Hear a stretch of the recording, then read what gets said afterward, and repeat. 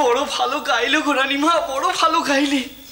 আমার প্রাণটা জুড়িয়ে গেল গো, জুড়িয়ে গেল।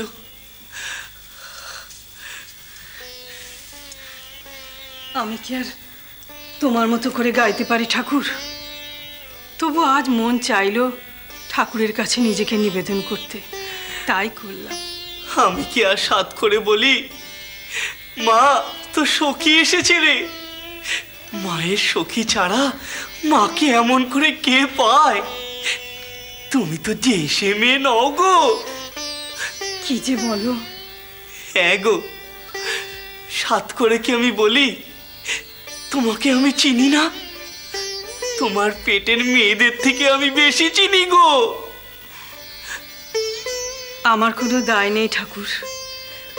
আমার এই দুই মেয়েকে তুমি চেনো না, এরা যে কত ঝগড়ুটে তা তুমি জানো না। ঠাকুর, তুমি কি মাকে আমাদের কাছ থেকে কেড়ে নেবে? এরকম করলে আমরা কিন্তু মাকে আর এখানে আসতে দেব না ঠাকুর। সে আর কি করা যাবে বলো? রানীমা যদি নিজে না আসতে চান, আমার কি ক্ষমতা আছে থেকে টেনে আনা? তোমরা দেখতে পাও না, আমি দেখতে পাই। হে মায়ের টান গো, হে মায়ের টান।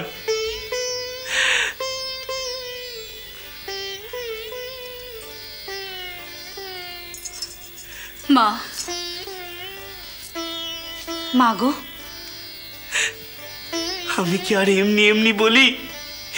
রানীমা মায়ের অষ্টসখীর এক সখী, মায়ের স্ত্রী অঙ্গের সাথে অঙ্গাঙ্গী হয়ে রয়েছে।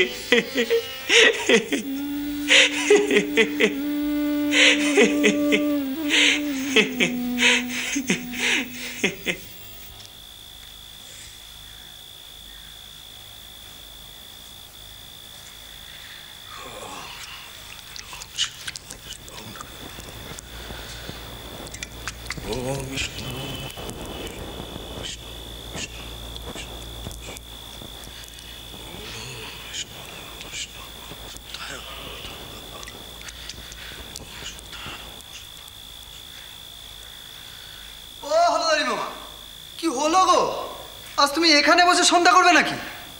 হ্যাঁ, রোজ তো ওই বিষ্ণু মন্দিরে বসো, তাই আজ ওখানে বসবে না? না। কেন গো? ইচ্ছে।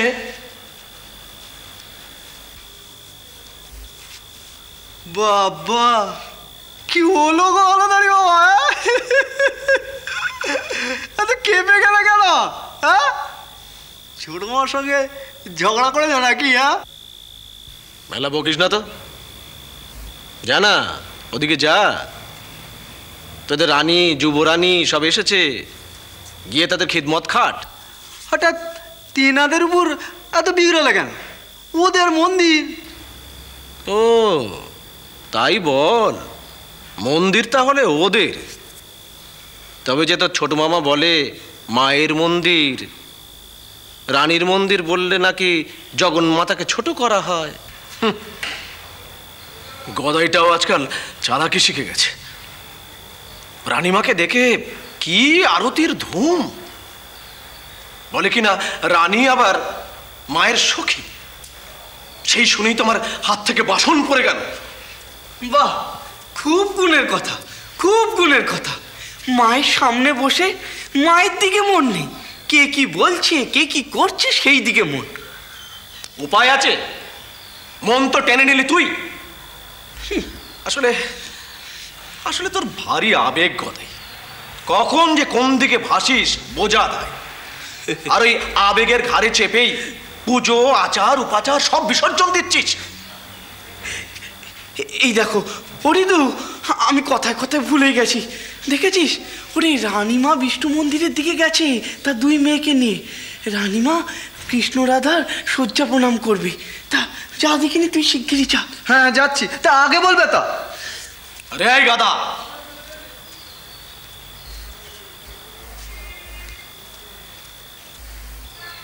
আমাকে বলছো?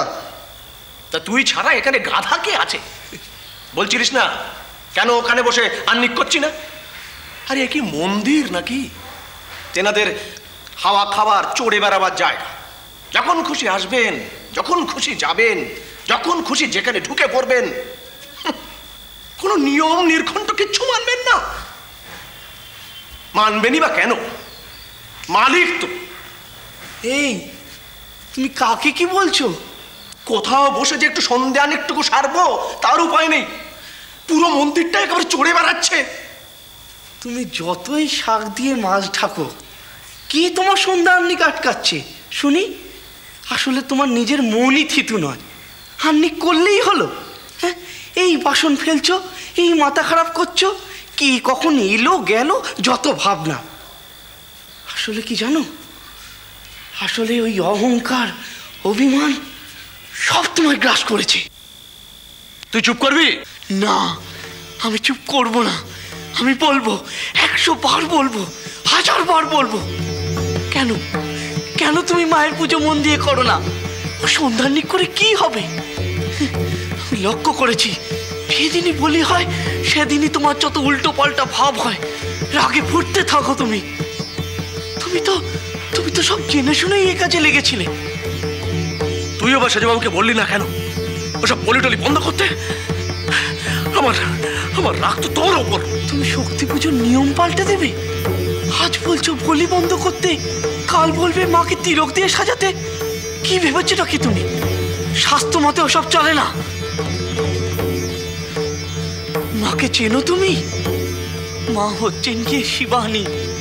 ওই রক্ত নৈবেদ্য, শিবানীর উপাসনায় আত্মবলিদানের চেতনা। বোঝো? ওই সব শাস্ত্রের ছাতা মাথা নিয়ে তুমি পড়ে থাকো। এখানে মায়ের পুজো মায়ের মতো করেই হবে।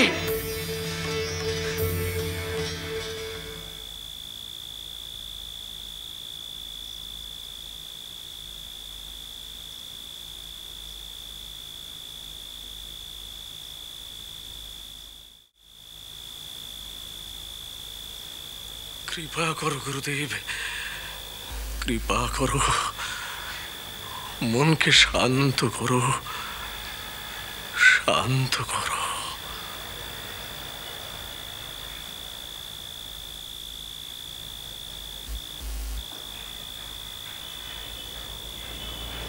মনকে ধ্যানে বসাও, ধ্যানে বসাও।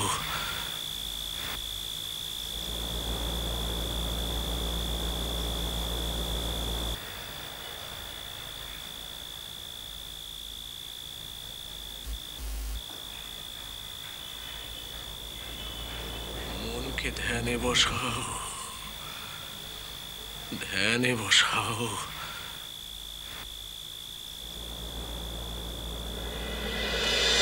শ্রীরাম